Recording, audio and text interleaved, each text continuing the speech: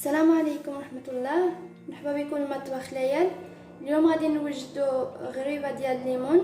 نتمنى ان شاء الله تعجب لكم. المقادير غادي يكونوا 300 غرام ديال الطحين، 120 غرام ديال السكر، 120 غرام ديال الزبده، معلقه ديال قشره الليمون، بيضه وحده، 3 معالق ديال العصير ديال الليمون الحامض، خبزه ديال الملح، 10 غرام ديال الخميره، وعندنا هنا ملون غذائي صفر. غنضيفو السكر ونزيدو عليه قشره الليمون، نخلطوهم.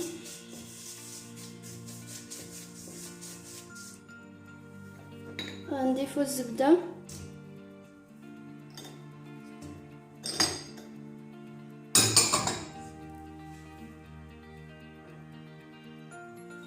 غنخلطوه بالماكينه مزيان حتى تخلط لينا مزيان.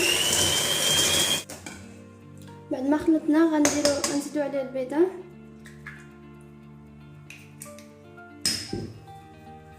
غنضربو عاوتاني،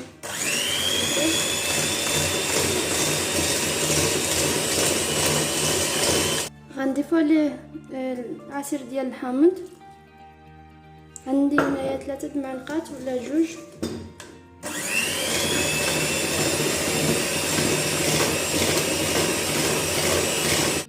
صافي من بعد ما خلطناه مزيان غنضيفو هنا قبصه ملح. قبيله نسيت ما ضفتهاش، غير شويه.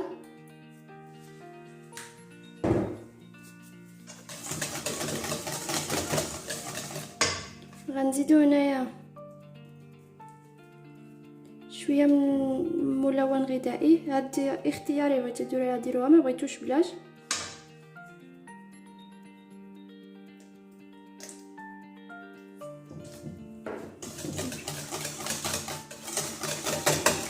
صافي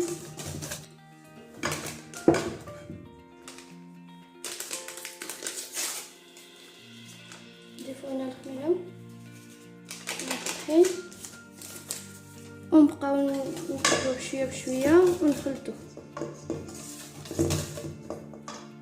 الطحين غربلتو قبيله، نبقاو نضيفو بشويه بشويه. بغيتو الكميه كتر، هادشي اللي درتو انا، تقدروا دوبليو وصافي. هنايا البنات انا زدت مازال الطحين لحقاش ما كيتلصق ليا. قلت لكم في الاول 300، ولكن كل طحين وكيداير، كاين اللي كيشرب كاين اللي ما كيشربش، وعلى حساب بيضه. ولا لقيتو ما تجمع لكمش ب 300 غرام زيدوا عليه الطحين. منين تكون جامعه راسها العجينه ما كتلصقش لينا في اليدين، صافي نوقفوا ما نزيدوش الطحين. صافي هنايا كنظن صافي، ما خصناش ندلكوها، غير نجمعوها صافي. صافي البنات تجمعات لينا. شوفوا منين خصكم توقفوا، خصو تكون هكا ما كتلصقش لينا في اليدين. هنايا البنات عندي 3 معالق ديال العصير ديال الحامض ومعلقه ديال الماء، خلطتهم باش نبقى نزقو فيها يدنا وعاد نخلطو. هنايا عندنا سكر كلاص، غنبداو نكوروهم. الفران البنات خصو يكون سخون على 170 درجه.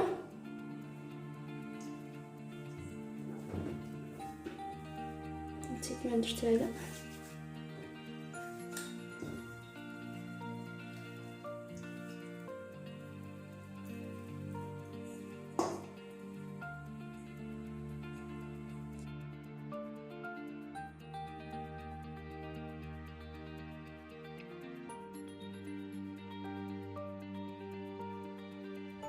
صافي البنات غنخلوها حتى هي الغريبه. من بعد ما طابت غنوريكم كيف دايره من داخل، كتجي شيشه بزاف.